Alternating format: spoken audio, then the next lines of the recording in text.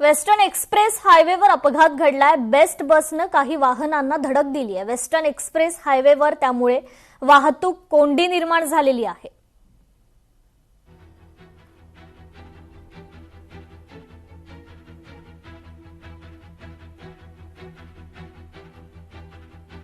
तर अवैध वाळू उपशाविरोधात ठाकरे सेनेचं आमरण उपोषण आहे। वाळू वाहतुकीमुळे अपघातांची मालिका सुरूच आहे। यात एका युवकाचा मृत्यू झाला तर महिला कायमची अपंग झाली। ब्रह्मपुरी उपविभागातील वाळू घाटांचा लिलाव झाल्यानंतर परिसरात मोठ्या प्रमाणावर अवैध वाळू उपसा आणि वाहतूक सुरू असल्याचा आरोप ठाकरे सेनेनं केलाय। या अवैध वाळू उपशामुळे परिसरातील अनेक गावातील भूजल पातळी खालावली असून नागरिकांना पाणी टंचाईचा सामना करावा लागत असल्याचा दावा करण्यात आलाय। तर दुसरीकडे भरधाव वेगानं धावणाऱ्या ट्रॅक्टर आणि हायवा वाहनांमुळे ग्रामीण भागातील नागरिकांच्या सुरक्षेचा प्रश्न निर्माण झालेला आहे। कित्येक लोक मरण पावल्यात, कित्येक लोकांचे अपघात झाले आहेत, पण त्याच्याकडे शासन अजिबात लक्ष करत नाही। त्यांना आश्वासन देण्यापलीकडे काहीच करत नाही आहे। इथं त्याचे वडील सुद्धा आले आहेत। ज्या मुलगा मरण पावला 26 जानेवारीला, त्यांनाही आश्वासन दिलं हो करतो म्हणून, पण त्यांनाही कोणतीच मदत करण्यात आलेली नाही। 750 ब्रासची रॅलिटी होती, कमीत कमी 50,000 ब्रास यांनी तिथे खोदलेला आहे, खोदकाम केलं। त्याच्यामुळे गावाला पूर्ण पुराचा धोका निर्माण झालेला आहे।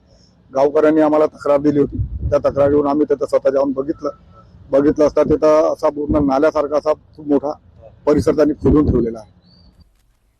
पतंजलीवर कारवाईचा धडाका सुरूच आहे। चंद्रपुरात रामदेव बाबांच्या पतंजली स्टोअरवर कारवाई करण्यात आलेली आहे। जादुई उपाय करणाऱ्या औषधांचा प्रचार करण्यात येत होता। 45,970 रुपये किमतीचा औषध साठा जप्त करण्यात आलाय। चंद्रपूर पतंजली मेगा स्टोअरवर अन्न आणि औषध प्रशासनानं धडक कारवाई करत नियमांचं उल्लंघन करणारा 45,970 रुपये किमतीचा औषध साठा जप्त केलाय। या कारवाईमुळे शहरातील औषध विक्रेत्यांमध्ये खळबळ उडाली आहे।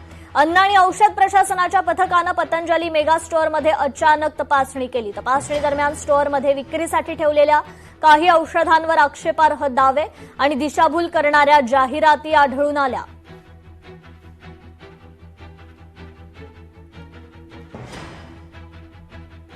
जे आक्षेपार्ह जाहिरात आहेत त्या आक्षेपार्ह जाहिरात त्या औषधावरती आढळून आले, जसे की ओबेसिटी, अस्थमा, हृदय ट्रीटमेंट,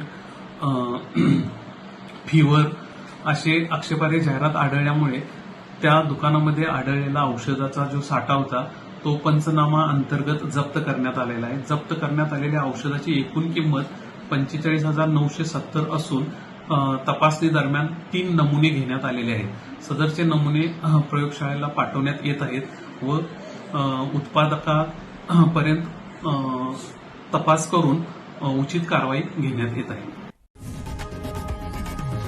लोकशाही मराठी ऐका, पहा, जागरूक रहा।